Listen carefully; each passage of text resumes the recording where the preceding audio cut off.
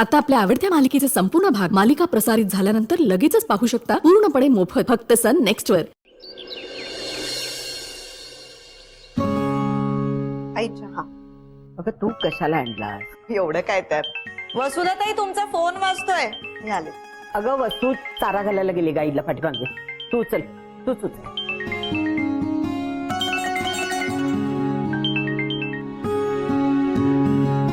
Hello. Hello madam, अहो आपण समजतो ना तेवढं सोपं नाही हे काम. अहो इथं साहेबाकडे न पिस्तूल हाय आणि साहेबाचा एक जबरी वैरी बी हाय. इथं कुणीतरी बाय हाय. त्या बाईचं आणि साहेबाचं बोलणं मी ऐकलं. अहो अहो तुम्ही काय बोलताय मला कळत नाहीये. मी मंजिरी बोलतेय. गौतम साहेबांची बायको वसुधाताई. कोण बाई? वैरी वगैरे काय बोलताय तुम्ही? आणि पिस्तूल? काय भानगड आहे ही सगळी? अहो नाही नाही काय नाही. अहो त्याचं काय, मॅडमनी न मला एका माणसाला भेटायला सांगितलं होतं. हा त्याच्याबद्दलच बोलत होतो मी. ऐका ना मंजिरीताई, मॅडम आल्या ना की त्यांना मला एक फोन मारायला सांगा. बर आल्या आल्या. एक मिनिट. भुजंगचा फोन आहे. हा बोल. हा मॅडम, अहो साहेबाला भेटायला नाही एक बाई आलती. Hello hello hello. एक मिनिट ऐकू येत नाही. हॅलो. मी आलेच आई. हॅलो. हा बोल. हा मॅडम, अहो साहेबाला भेटायला नाही एक बाई आलती. लईच डेंजर आहे. अहो त्या दोघांनी एकमेकांवर पिस्तूल रोखलं होतं. काहीतरी जुनं वैर आहे. हा काय नाव काय म्हणाला? काय बर मेनका का काहीतरी, म्हणजे नीट ऐकलं नाही पर हा हा मेनकाच नाव होतं. होय. सगळी माहिती काढते बाईची. वैऱ्याचा वैरी आपला मित्र. लक्ष ठेव सगळीकडे. आणि काम झालं की लगेच परत ये. बर बर ठीक आहे. ठेव तुम्ही फोन. विचार तर होता गौतमला या गावातल्या मातीत पुरायचा. भुजंग आता त्याला त्याच्या घरातच पुरेल.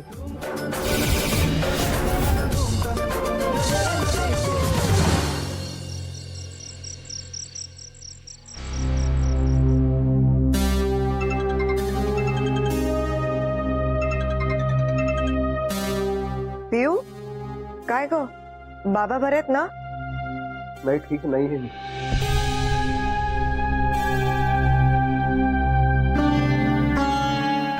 पाच वेळा फोन केला माझ्या नंबरवरून पण.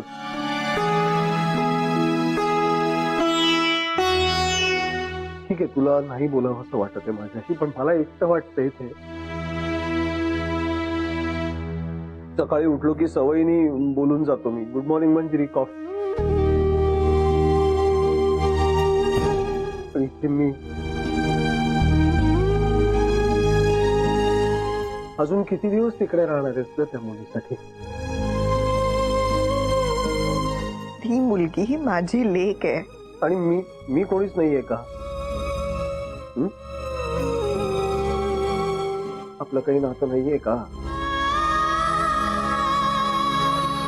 हल्ली कधी कधी मला भीती वाटते. त्या मुलीपायी आपल्या नात्यातच आता दुरावा होतोय की काय? काय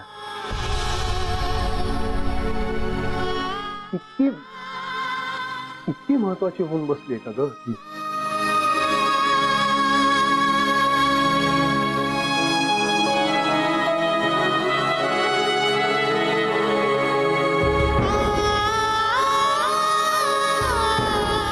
कधी येतेस ग परत?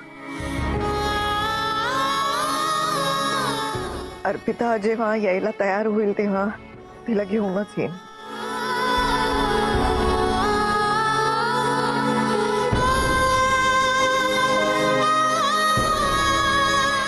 बरं ऐक, तुला एक महत्वाची गोष्ट सांगायची. तिथे मेनकाने पुन्हा डोकं वर काढलं.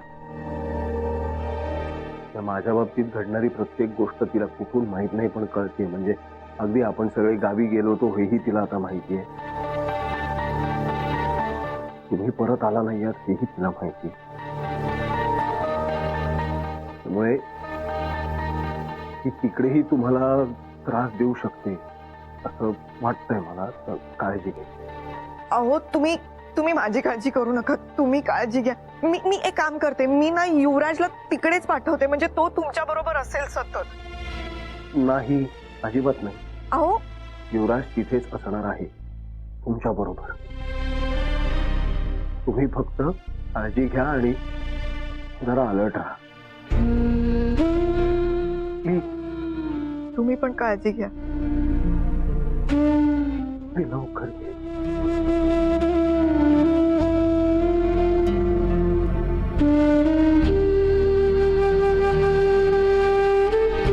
ठेवते.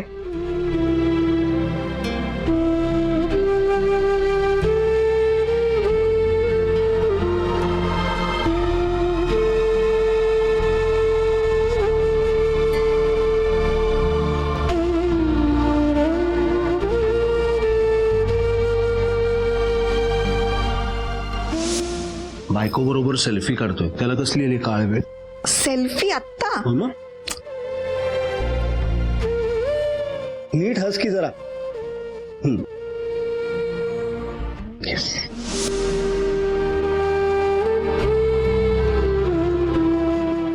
निघूया आपण. आपण नाही, तुम्ही. मी अर्पिताला इथे एकटीला सोडून येऊ शकत नाही. हा म्हणजे तेच ना, माझ्यापेक्षा ती जास्त महत्वाची होऊन बसलीच आहे. माझ्यासाठी कुठलीही नाती वेगळी नाहीये. तुमचं माझं, आईंचं माझं, या दोन्ही मुलींना सारखंच वागवलंय मी आणि वागवत राहणार. ठीक आहे, तुझा निर्णय झालाय ना, मग तू राहा इथेच तिच्या बरोबर.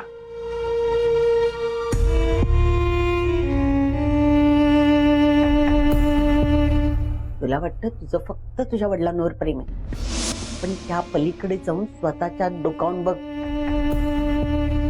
कोण दिसतंय तुला?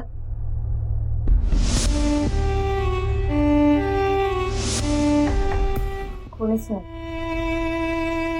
फक्त बाबा. हाच फरक आहे तुझ्यात आणि तुझ्या आईच्यात.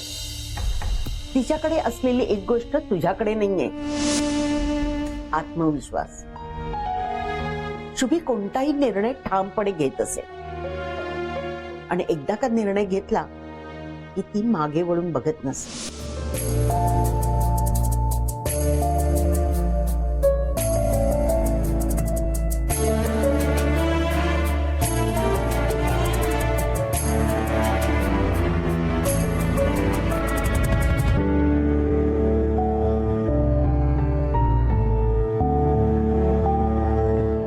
आई,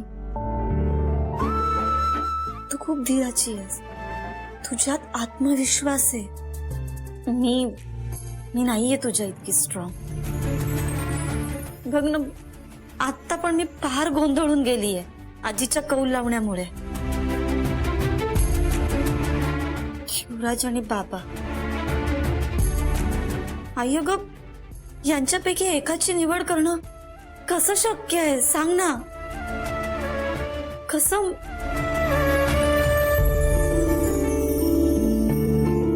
आई, मला ना काहीच सुचत नाहीये. तू जर माझ्या जागी असली असतीस तर काय केलं असतंस?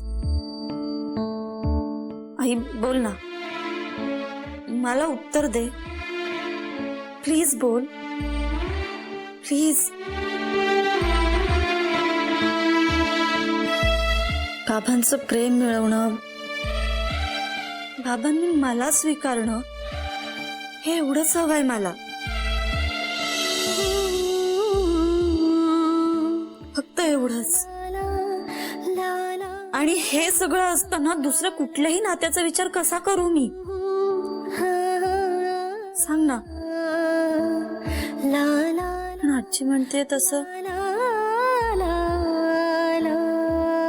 आई, आजीला जे वाटतंय ते खरंच व्हायला हवं का ग?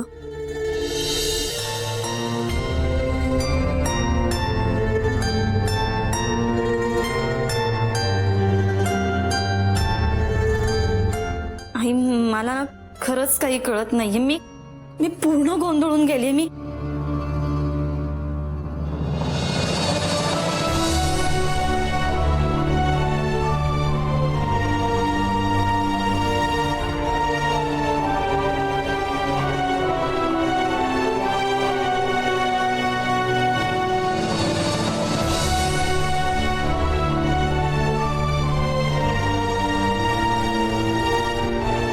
तुझी आई तुझ्या वयाची होती ना, तेव्हा अशाच द्विधे मनस्थितीत अडकली होती ती.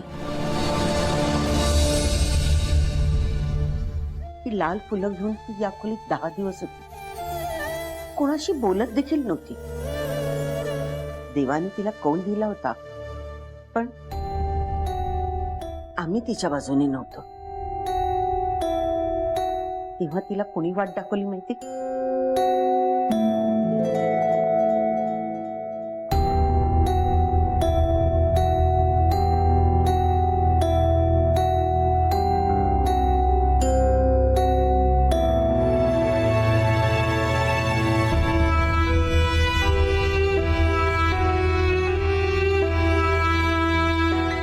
बस.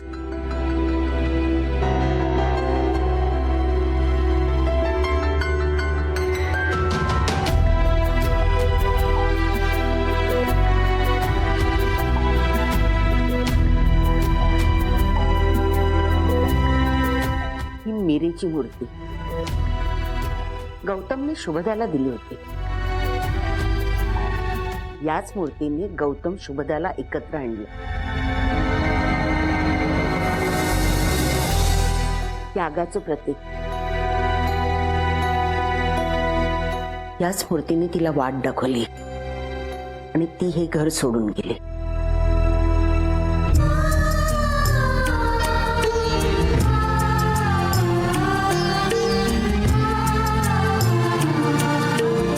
जगातलं सगळ्यात पवित्र नातं मीरा श्रीकृष्णाचं. तिने तिचं सर्वस्व या प्रेमाला अर्पित केलं होतं. आणि तुला एक सांगू, शुभदा मला म्हणाली होती तिला मुलगी झाली ना तर तिचं नाव अर्पिता ठेवील.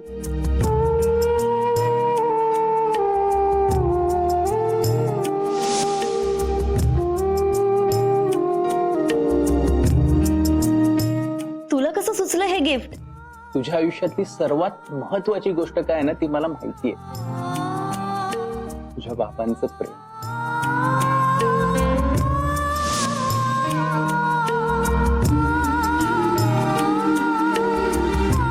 आणि तेच नाव तुझ्या कडूकारल्या बापानं तुला दिलं, कळलं? त्याचं तुझ्यावर प्रेम आहे, पण तो स्वीकारत नाहीये. भूतकाळातच अडकलाय. मला माहिती आहे तुला निर्णय घेणं जड जात आहे, पण ही मीरेची मूर्ती आहे ना, तीच तुला वाट दाखवेल.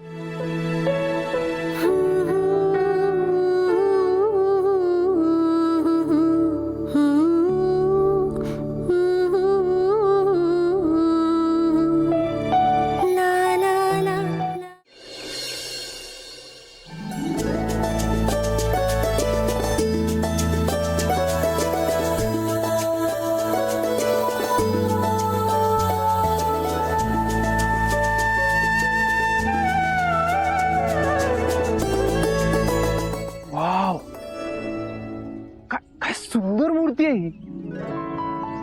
आवडली तुला? हो, खरंच खूप सुंदर. बरं सांग, कोणाची मूर्ती आहे? एखाद्या प्रेमळ स्त्रीची. मूर्तिवंत प्रेम.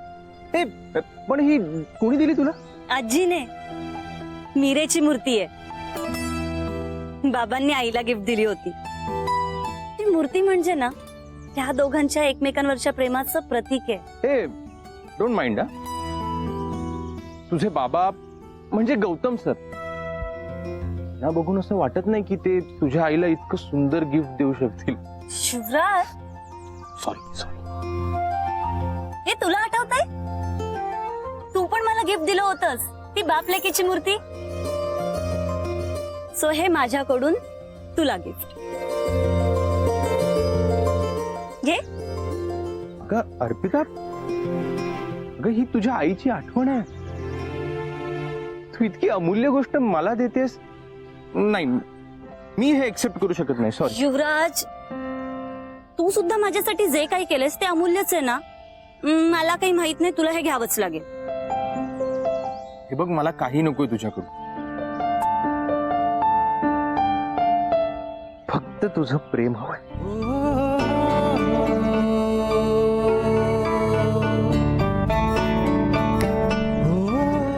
आता काय, कुठे हरवलायस?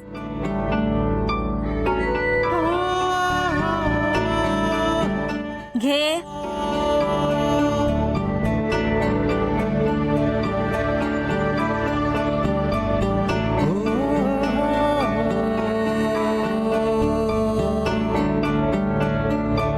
अर्पिता, एकदम योग्य वेळेला गिफ्ट दिलंस हं तुम्हाला. म्हणजे काय? थँक्स. बरं चल, येते मी.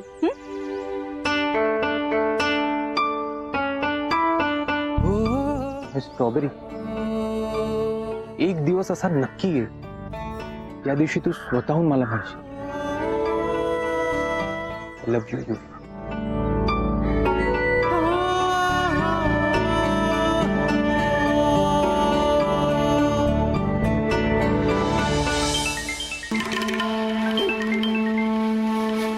हा बोल. हॅलो मॅडम, त्या बाईचं नाव मेनका. ते समजलं मला, पण ती काय करते आणि तिची काय दुश्मनी आहे गौतम सोबत? मी 4-2 ठिकाणावरून माहिती काढली. पुराणी दुश्मनी आहे. एकाच धंद्यातले हाड वैरी आहेत दोघं बी. शाबास पूजा, आज मी तुला 500चा रिचार्ज करून देते. आता एक नागिन शहरात आणि एक इथे या गावात. म्हणजे मी गौतमला डसले तर आळ येणार मेनकावर. पूजा, आता वेळ घालवू नकोस. काट्याने काटा काढायची ही संधी गमवायची नाहीये. आणि हो, आता मला फोन करशील ते गौतम मेल्याची बातमी द्यायलाच.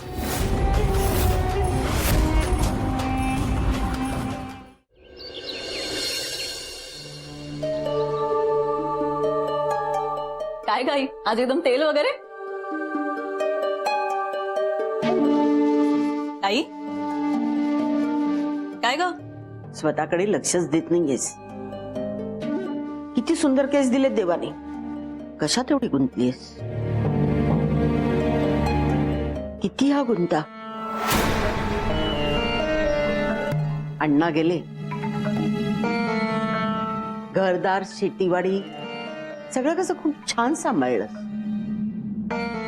संधी मिळाली असती तर खूप नाव कमवलं असतं. आयुष्यात खूप पुढे गेले असते, शुभीताईच्याही पुढे. हे सगळं तू माझ्यासाठी करतेस ना? हो, आता घरी पाहुणे आले आणि तुम्हाला विसरलीस. तसं नाही ग, पण पाहुणे आले आणि तुझ्याशी निवांत गप्पा मारायला वेळच नाही मिळाला. तुला कसला वास येतोय का ग? नाही का ग? मला तर असं वाटतंय की घरात घुस चिरली आणि धुडघुस घालतीये. काहीतरीच काय आई. अगं परवा तर अंगणात नागिन दिसली होती. काय? अगं अगं मला हाक मारायचीस ना. तू काय ग आई असं करते? अगं तू तापट डोक्याची, एक घाव 2 तुकडे केले असतेस.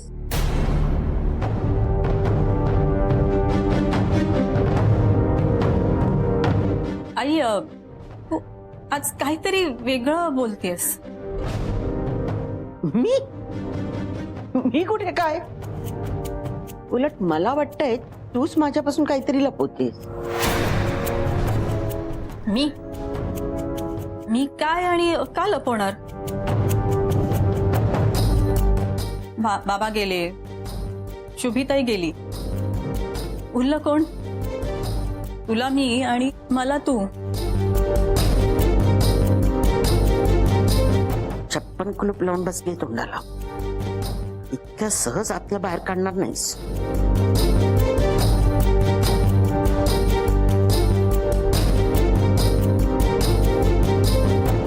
अशी का बघतेस साई?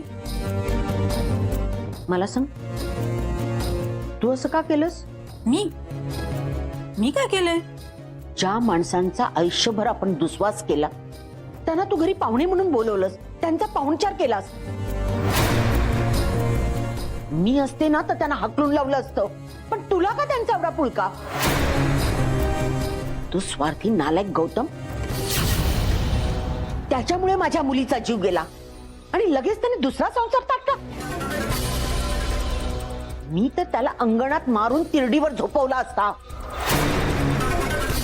आणि ती मंजिरी जिने माझ्या शुभीची जागा घेतली, तिच्या जेवणात तर मी विष कालवीन. हे तू बोलतेस? पण तू तर गौतमला माफ केलं होतंस. नाटक करत होते मी. अगं, गावच्या लोकांसमोर करावं लागतं आपला मान राखावा म्हणून, आपली प्रतिष्ठा सांभाळली जावी म्हणून. माझ्याकडे बघ, काय दिसतं तुला? जी बाई इतकी वर्ष आतल्यात जळत होती ती इतक्या सहज सगळं विसरून जाईल. आता त्या गौतमला मी दाखवतेच मी कुठल्या थराला जाऊन बदला घेऊ शकते.